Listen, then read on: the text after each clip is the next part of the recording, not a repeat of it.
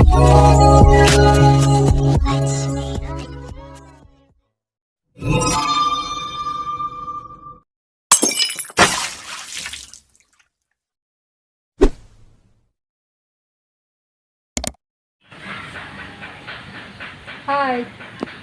ನಾನು ನಿಮ್ಮ ವಿಜಯ. ನೀವು ನೋಡ್ತಿದ್ದೀರಾ ವಿಜಯ ಲಾಕ್ಸ್ ಬೆದ್ರ. ನೋಡಿ, ನಾನಿವತ್ತು ಕೆಸುವಿನೆಲ್ಲ ಕುಯ್ಲಿಕ್ಕೆ ಬಂದಿದ್ದೇನೆ. ಇದು ಯಾಕೆ ಗೊತ್ತಾ ನಿಮಗೆ? ಇದು ದೋಸೆ ಮಾಡುವ ಅಂತ, ಕೆಸುವಿನ ದೋಸೆ ಮಾಡ್ತೀನಿ. ಎಲ್ಲ ಕುಯ್ತೇನೆ.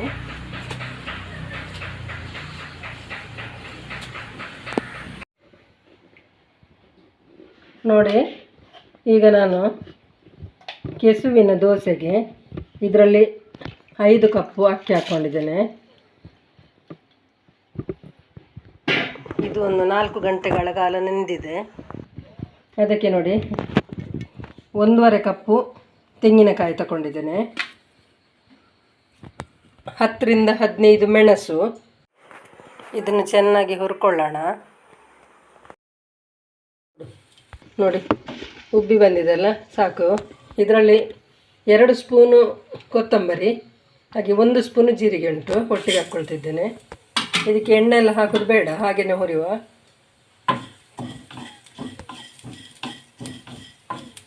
ಸ್ವಲ್ಪ ಬಿಸಿ ಮಾಡಿಕೊಂಡ್ರೆ ಸಾಕು. ನೋಡಿ, ಇಷ್ಟಾದರೆ ಸಾಕು. ನೋಡಿ, 1 ಸ್ಪೂನು ಮೆಂತ್ಯ. ಇದು ಪರಿಮಳಕ್ಕೆ ಹಾಕೋದು ನಾವು. ಮೆಂತ್ಯ ಹಾಕೋದ್ರಿಂದ ಟೇಸ್ಟ್ ಕೂಡ ಚೆನ್ನಾಗಿರುತ್ತೆ. ನೋಡಿ, ಇದು ಸಾಕು. ಈಗ ನೋಡಿ, 1 ಸ್ಪೂನ್ ಅರಿಶಿನ ಹಾಕ್ಕೊಳ್ತಿದ್ದೀನಿ. ಇದು ಸಣ್ಣ ಸ್ಪೂನ್. ಅದಕ್ಕೆ ನಾವು ಪತ್ರೊಡೆ ಮಾಡೋದಾದರೆ ಸ್ವಲ್ಪ ಜಾಸ್ತಿ ಹುಳಿ ಹಾಕಬೇಕಾಗ್ತದೆ. ಇದು ತುರಿಸುವ ಎಲೆ ಅಲ್ಲ, ಅದಕ್ಕೋಸ್ಕರ ಸ್ವಲ್ಪ ಕಡಿಮೆ ಹಾಕ್ತಿದ್ದೀನಿ. ಅದು ದೋಸೆಗೆ ಅಲ್ವಾ, ಹಾಗೆ ಸ್ವಲ್ಪ ಕಡಿಮೆ ಆಗ್ತದೆ. ಒಂದು ಅರ್ಧ ಲಿಂಬೆಹಣ್ಣಿನಷ್ಟು ದೊಡ್ಡದು. ಈಗ ಇದನ್ನು ರುಬ್ಬಿಕೊಳ್ಳೋಣ. ಈಗ ರುಬ್ಬಿಕೊಂಡಾಯಿತು. ಈಗ ನಾವು ರುಚಿಗೆ ತಕ್ಕಷ್ಟು ಉಪ್ಪು ಸೇರಿಸುವ.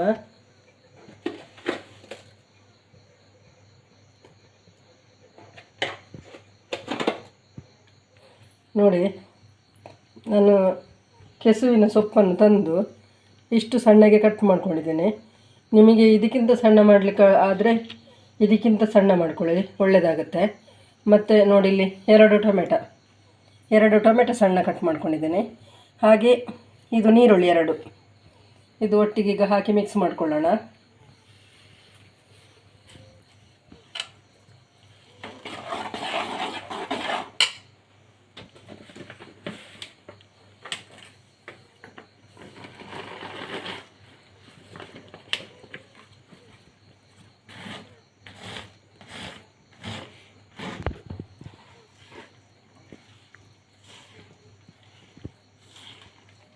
ಇದು ಸ್ವಲ್ಪ ತೆಳ್ಳಗೆ ಮಾಡಬೇಕು.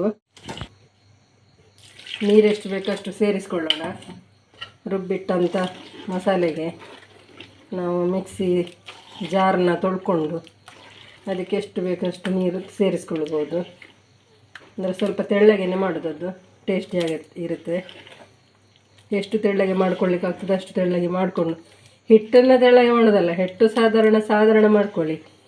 ದೋಸೆ ಮಾಡುವಾಗ ನಿಮಗೆ ಹೇಗೆ ಬರ್ತದೆ ನೋಡಿ ಹಾಗೆ ಮಾಡಿಕೊಳ್ಳಿ.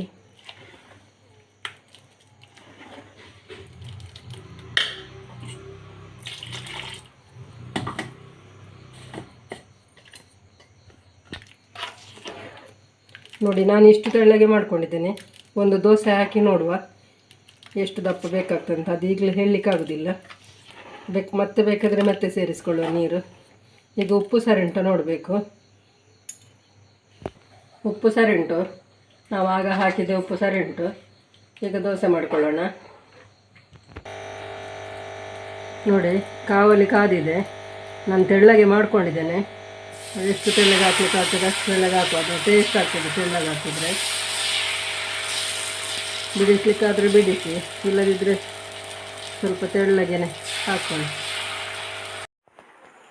ಇದು ಮುಚ್ಚಿಟ್ಟು ಚೆನ್ನಾಗಿ ಬೇಯಿಸ್ಕೊಳ್ಬೇಕು. ಸಣ್ಣ ಉರಿಯಲ್ಲಿ ಬೇಯಬೇಕು. ಅದು ಬೆಂದ ಮೇಲೆ, ಅಂದರೆ ಒಂದು ಸೈಡ್ ಆದಮೇಲೆ ಇನ್ನೊಂದು ಸೈಡು ಕೂಡ ಚೆನ್ನಾಗಿ ಬೇಯಬೇಕು. ಅದು ಕೆಸು ಇದೆಯಲ್ಲ ಅದಕ್ಕೆ ಹಾಕಿ ಇನ್ನೊಂದು ಸೈಡ್ ಈಗೇನು ಸರಿ ಬೇಯಲಿ.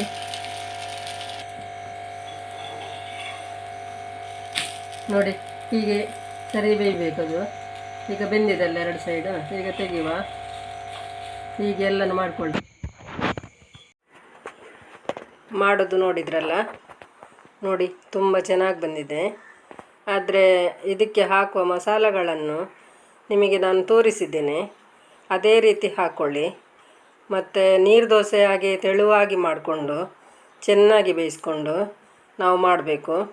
ಅದು ತುಂಬ ಟೇಸ್ಟಿಯಾಗಿರೋದೆ ಇದೆ. ತುಂಬ ಚೆನ್ನಾಗಿ ಬಂದಿದೆ. ಮಾಡಿ ಒಮ್ಮೆ. ನಮಗೆ ಕೆಸುವಿನ ಸೊಪ್ಪು ದಂಟು ಇದೆಲ್ಲ ಆರೋಗ್ಯಕ್ಕೆ ತುಂಬಾ ಒಳ್ಳೆಯದು. ಅದಕ್ಕೋಸ್ಕರ ನಾನು ಮತ್ತೆ ಸೊಪ್ಪಿನ ದೋಸೆಯನ್ನು ಮಾಡ್ತಾ ಇದ್ದೇನೆ. ನೀವು ಕೂಡ ಒಮ್ಮೆ ಮಾಡಿಕೊಳ್ಳಿ. ಅಂದರೆ 1-2 ಸಲ ಬೇಕಾದರೆ ಮಗ್ಚಾಕ್ಕೊಂಡ್ರೂ ಪರವಾಗಿಲ್ಲ. ನೋಡಿ ಎಷ್ಟು ಚೆನ್ನಾಗಿ ಬೆಂದಿದೆ ನೋಡಿ. ಒಳ್ಳೆ ಚೆನ್ನಾಗಿ ಬೇಯಿಸಬೇಕಾಗಿ, ಬೇಯಿಸಿದರೆ ಮಾತ್ರ ಚೆನ್ನಾಗಿ ಆಗುತ್ತೆ. ಒಳ್ಳೆ ಇದು ತುರಿಸದ ಸೊಪ್ಪು ಸಿಕ್ಕಿದರೆ ಒಳ್ಳೆಯದು. ಮತ್ತು ತುರಿಸುವಂಥದ್ದಾದರೂ ಮುಂಚಿನ ದಿನ ಕೊಯ್ದಿಟ್ಟುಕೊಂಡು ಮರುದಿನ ಮಾಡಿ. ಮತ್ತು ಒಳ್ಳೆಯ ಕೆಸು ಆದರೆ ಆಗಾಗ ಕೊಯ್ದು ಮಾಡ್ಬೋದು. ನಾನು ಆಗಾಗನೇ ಕೊಯ್ದು ಆಗನೇ ಮಾಡಿದ್ದು, ಅದೇನು ತುರಿಸೋದಿಲ್ಲ. ನೋಡಿ, ಮಾಡಿ, ತಿನ್ನಿ, ಲೈಕ್ ಮಾಡಿ, ಶೇರ್ ಮಾಡಿ, ಕಮೆಂಟ್ ಮಾಡಿ. ಯಾರು ವಿಜಯ ಲಾಗ್ಸ್ಗೆ ಸಬ್ಸ್ಕ್ರೈಬ್ ಮಾಡಲಿಲ್ವಾ ಅವರು ಸಬ್ಸ್ಕ್ರೈಬ್ ಮಾಡಿ. ನಿಮ್ಮ ಸಪೋರ್ಟ್ ನಮಗೆ ತುಂಬ ಮುಖ್ಯ. ನಾಳೆ ಒಳ್ಳೆ ವಿಡಿಯೋದೊಂದಿಗೆ ಸಿಗ್ತೀನಿ. ಬಾಯ್.